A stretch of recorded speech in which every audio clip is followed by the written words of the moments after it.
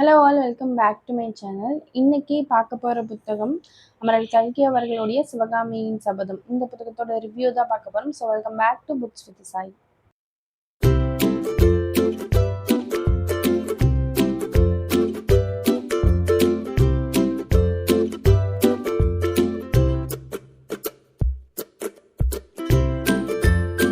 சிவகாமியின் சபதம் புத்தகம் நீங்க படிக்கணும் அப்படின்னா அதுக்கு முன்னாடி பார்த்திபன் கனவு புத்தகம் படிக்கணும். ஏன்னா அமரர் கல்கி அவர்களுமே அப்படிதான் எழுதியிருக்காங்க. முதல்ல பார்த்திபன் கனவு எழுதிட்டு அதனுடைய சீக்வன்ஸ் மாதிரி தான் வந்துட்டு சிவகாமியின் சபதம் வந்துட்டு எழுதியிருக்காங்க. அதனால முதல்ல நீங்க பார்த்திபன் கனவு புத்தகம் படிச்சாதான் சிவகாமியின் சபதம் புத்தகத்துடைய கதைக்களமும் உங்களுக்கு வந்துட்டு அதோட கேரக்டருமே வந்துட்டு நல்லாவே வந்து புரியும். ஸோ இந்த கதையோட மையம் என்ன அப்படின்னு சொல்லி பார்த்தோம்னா சிவகாமி தேவி தான். சிவகாமி தேவி ஒரு நாட்டிய பேரழகின்னு சொல்லணும். அவங்க காஞ்சிமா நகரத்துல ரொம்ப ஒரு ஃபேமஸான ஒரு டான்ஸரும் கூட பரதநாட்டியத்துல. ஸோ அவங்களுடைய அப்பா தான் ஆயினர் சிற்பி. அவருமே வந்துட்டு ஒரு ஃபேமஸான புகழ்பெற்ற ஒரு சிற்பின்னு தான் சொல்லணும். ஸோ இவங்கனால காஞ்சி மாநகரத்துக்கு பெரும் புகழும் ஏற்பட்டிருக்கும். காஞ்சி மாநகரத்தை ஆட்சி செஞ்சுக்கிட்டு வர்றவர் தான் பல்லவ பேரரசான மகேந்திர பல்லவர். அவர் அந்த ஊரையும் ஊர் மக்களையும் ரொம்ப செல்வ செழிப்பா அழகா பார்த்துக்குவாரு. இது இதைய பார்த்த புலிகேசி அரசனுக்கு ஒரு பொறாமை வந்துடும்.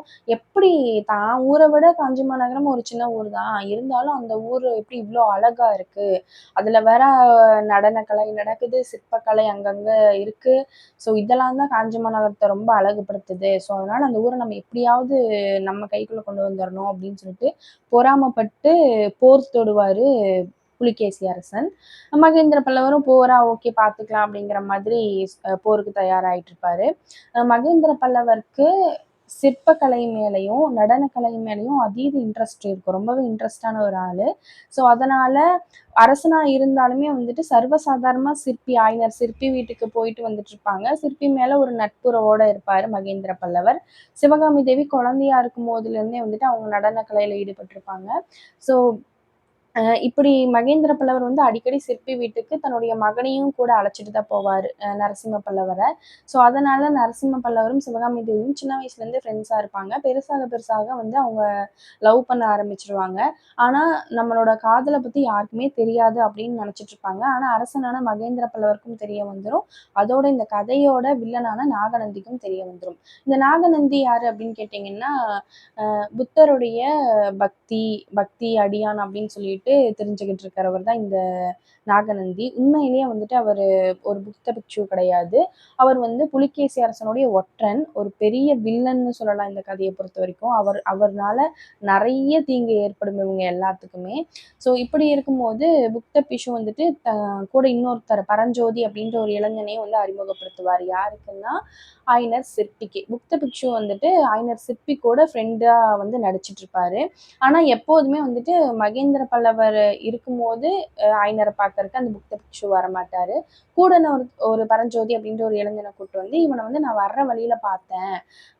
இவன் வந்து உங்க வீட்டு அட்ரஸை தேடி அலைஞ்சிட்டு இருந்தான், அதனாலதான் இங்க கூப்பிட்டு வந்தேன் அப்படின்னு வந்து சொல்லுவாரு. அந்த பரஞ்சோதி அப்படின்ற இளைஞன் யாருன்னு கேட்டீங்கன்னா அவன் வந்து ரொம்ப துருத்துருன்னு இருக்கிற ஒரு பையன். ரொம்ப வந்து ஒரு வீரனும் கூட.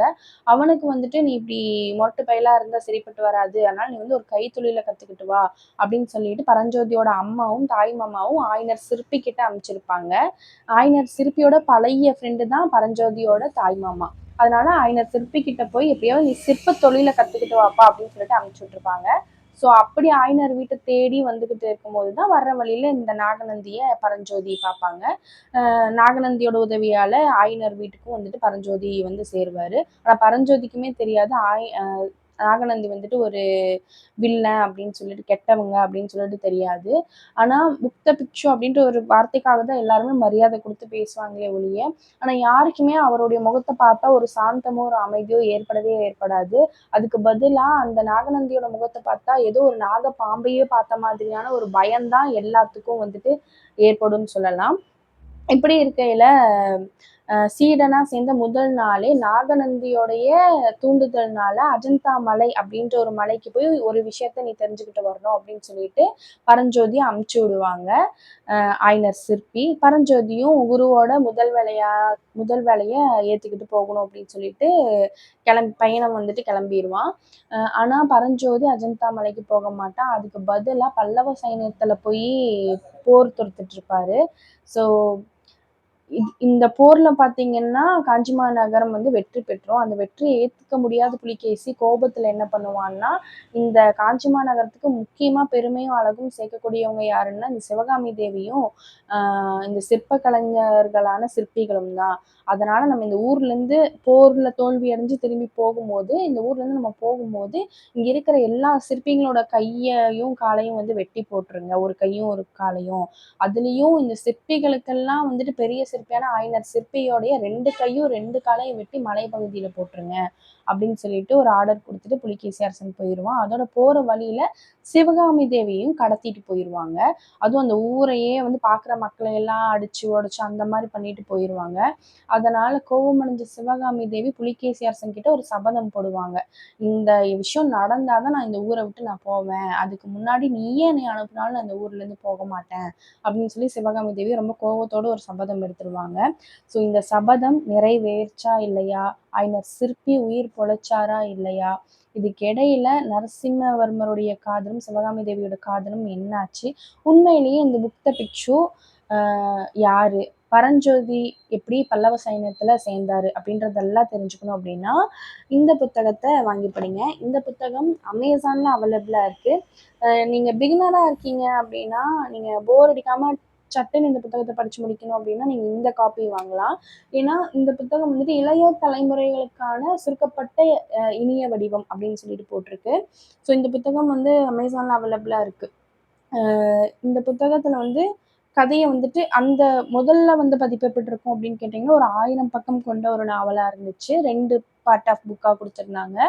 ஸோ அதுல வந்துட்டு எப்படி இருக்கும்னா, இப்போ ஒரு கேரக்டர் ஒரு மண்டபத்துக்கிட்ட போகுது அப்படின்னா, அந்த கேரக்டர அங்கேயே வாசல்லயே நிப்பாட்டி வச்சுட்டு, அந்த மண்டபம் எப்படி உருவாச்சு அப்படின்னு நெறைய உண்மையான தகவல்கள குடுத்திருப்பாங்க. இதுல அப்படியெல்லாம் இல்லாம என்ன கதையோ அதையும் மட்டுமே முழுமையா கொண்டு போயிருக்காங்க. ஸோ அந்த 1000 பக்கம் கொண்ட நாவல சுருக்கப்பட்டு, அதே நேரம் கதைய ரொம்பவே சுருங்கிடாம ஒரு 300 பேஜஸ்க்குள்ள வந்து குடுத்துருக்காங்க. ஸோ இந்த புத்தகம் ரொம்ப போரிங்கா இல்லாம ரொம்ப இன்ட்ரஸ்டடா இருக்கு படிக்கிறதுக்கு. ஸோ நீங்க நீங்க கதைய மட்டும் தெரிஞ்சுக்கணும் அப்டின்னா, இந்த காப்பி வாங்கி படிங்க. இல்ல நான் நெறைய தகவல்களையும் சேர்த்தி தெரிஞ்சுக்கணும் அப்டின்னா, அந்த 1000 பக்கம் கொண்ட நாவல வாங்கி ரீட் பண்ணி பாருங்க. ஸோ 2 புத்தகத்தோட லிங்க்குமே முடிஞ்சா நான் டிஸ்கிரிப்ஷன்ல நான் குடுக்குறேன். ஸோ உங்களுக்கு எது வேணுமோ வாங்கி வாசிச்சு பாருங்க. ஆனா எனக்கு பர்சனலி இந்த ஒரு பதிப்பு தான் ரொம்ப பிடிச்சிருக்கு. ஸோ இதே மாரி நெறைய புத்தக ரிவ்யூக்கள்லாம் பார்க்கணும் அப்படின்னு சொன்னா, புக்ஸ் வித் சாய் சேனல சப்ஸ்கிரைப் பண்ணி வச்சுக்கோங்க. உங்களுக்கு தமிழ் புக்ஸ் பிடிக்கும், தமிழ் புக்ஸ் சம்மந்தப்பட்ட வீடியோக்கள்லாம் பிடிக்கும்னா, பெல் பட்டன்ல ஆல்ங்கிற ஆப்ஷனையும் கொடுத்துருங்க. ஸோ அப்பதான் நான் போடுற எல்லா வீடியோஸும் உங்களுக்கு நோட்டிஃபிகேஷனா வரும்.